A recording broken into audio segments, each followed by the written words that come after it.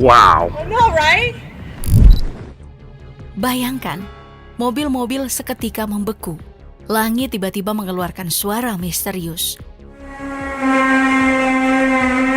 Hujan es sebesar bola golf turun di tengah musim panas. Lalu salju tiba-tiba berubah warna tanpa alasan yang jelas. Fenomena alam aneh ini bukan adegan film fiksi, tapi kejadian nyata yang terjadi di Amerika Serikat.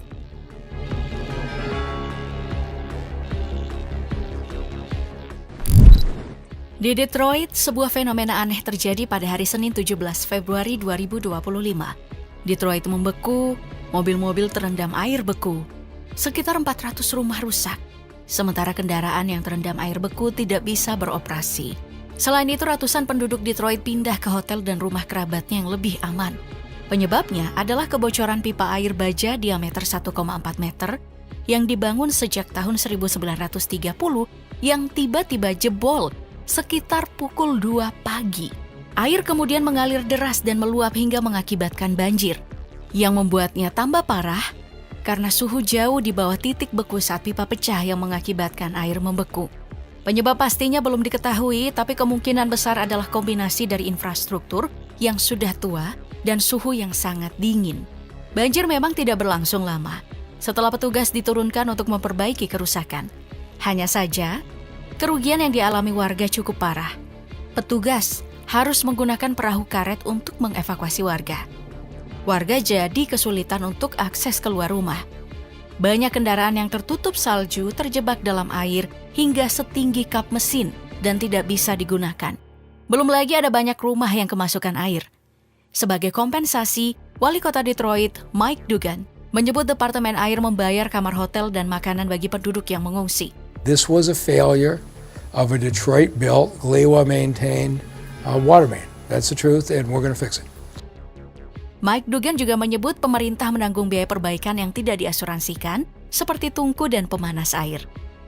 Karena sebagian besar kendaraan di area ini tidak bisa digunakan lagi, warga didorong juga untuk menggunakan Uber untuk mendapatkan tumpangan gratis berangkat dan pulang kerja, dan untuk mendapatkan kebutuhan pokok seperti bahan makanan. The flood area, and so many of the men and women who actually responded are still there. Di California, seperti yang terjadi belakangan ini, banjir, tanah longsor adalah pemandangan rutin tiap tahun. Pada tahun 2022, tanah longsor terjadi seperti aliran air, datang silih berganti tanpa henti yang pada akhirnya menutup rumah-rumah warga di 3 komunitas di San Bernardino County, yakni Forest Falls, Oak Glen, dan Lake Matthews. Sedikitnya ada 30 rumah rusak. Sekitar 3.000 warga terkena dampak tanah longsor termasuk 1 orang yang hilang. Jalan di sekitar Oak Glen tertutup dengan lumpur tebal. Penyebabnya adalah badai tropis Kai yang membawa hujan lebat dan banjir. Wilayah California memang selalu mengalami tanah longsor, yang membuatnya tambah parah karena kota ini memang berada di atas kompleks tanah longsor yang aktif sejak tahun 1950-an, yang menyebabkan tanah bergeser sekitar beberapa kaki setiap tahunnya. Krisis iklim yang memicu curah hujan lebih tinggi dan badai lebih dahsyat juga mengubah bentuk bentang alam. Yang parah itu terjadi di tahun 2024. Hujan deras selama berhari-hari menyebabkan tanah longsor, membuat jalan-jalan rusak, listrik padam, tebing runtuh yang membuat ratusan rumah-rumah mewah rusak parah.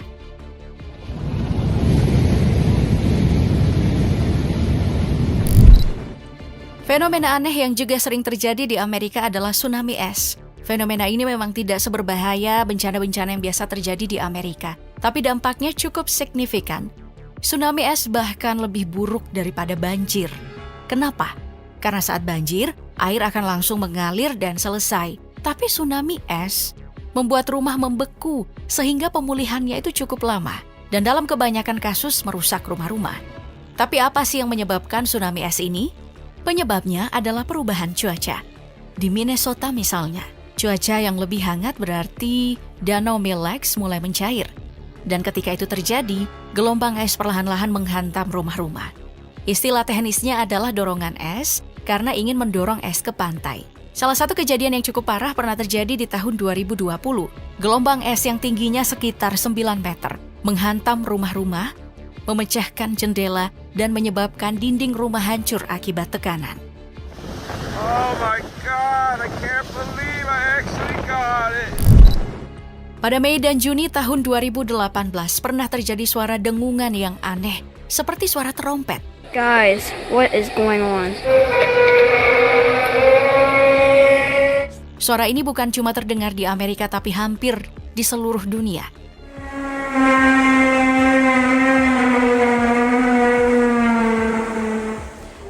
Durasinya cukup lama, hingga 20 menit. Bukan cuma di tahun 2018, suara-suara misterius ini sudah dilaporkan selama beberapa dekade. Komunitas ilmiah pun mencoba mencari tahu sinyal dan dengungan tersebut. Sampai pada akhirnya, di tahun 2020, sebuah studi menemukan kalau penyebab dari dengungan adalah pembentukan gunung berapi bawah laut yang baru. Suara yang dihasilkan lalu kemudian dikenal dengan The Hum. Setelah munculnya suara tersebut, pada tahun 2019, sebuah misi oseanografi Prancis mengkonfirmasi bahwa gunung berapi baru telah lahir di dekat Mayotte dengan panjang sekitar 5 km dan tinggi 0,8 km. Jadi kemungkinan dua peristiwa tersebut berhubungan. Meski begitu, belum terdapat jawaban pasti dari asal-muasal suara misterius di bumi.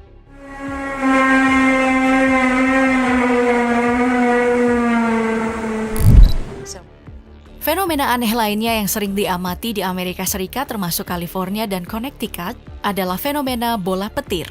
Ini adalah fenomena atmosfer langka yang muncul sebagai bola bercahaya. Bola petir biasanya berwarna merah, jingga, kuning, putih, atau biru, dan biasanya sering disertai suara desis dan bau yang khas, tapi biasanya juga tidak berlangsung lama. Ada banyak teori soal ini, tapi teori yang paling populer untuk menjelaskan bola petir ini adalah teori dari para peneliti Lanzo. Teori ini menjelaskan bahwa ketika petir menyambar tanah, batuan tertentu cenderung melepaskan muatan listrik saat gelombang seismik menghantam, memicu tampilan cahaya berwarna-warni.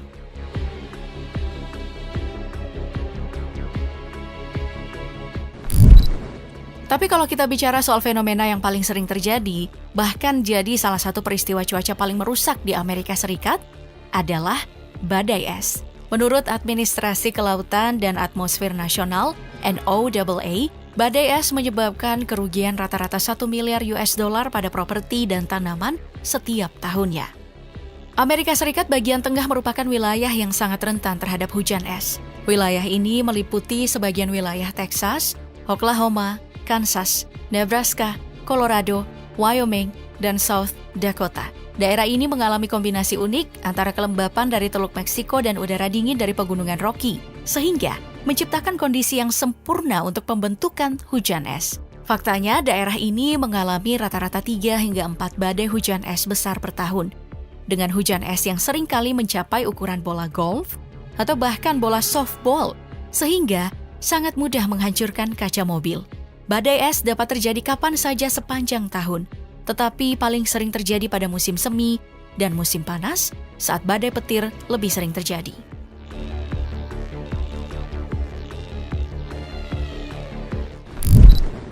Atau terkadang, salju tiba-tiba berubah warna menjadi merah muda di beberapa negara bagian di Amerika Serikat dan juga di belahan dunia seperti Arktik dan Antartika.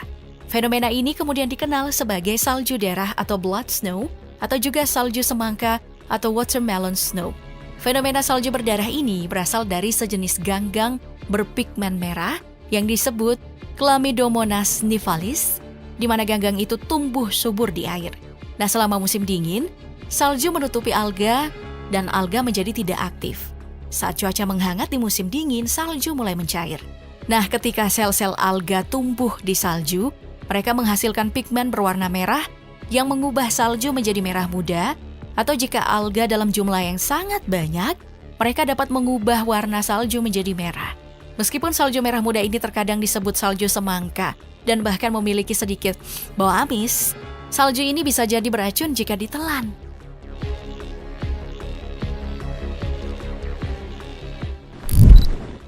Nah, dan yang juga menarik adalah fenomena alam berupa pilar cahaya yang sering muncul di sejumlah negara bagian di Amerika Serikat yang membentuk jejak seperti sinar pesawat UFO.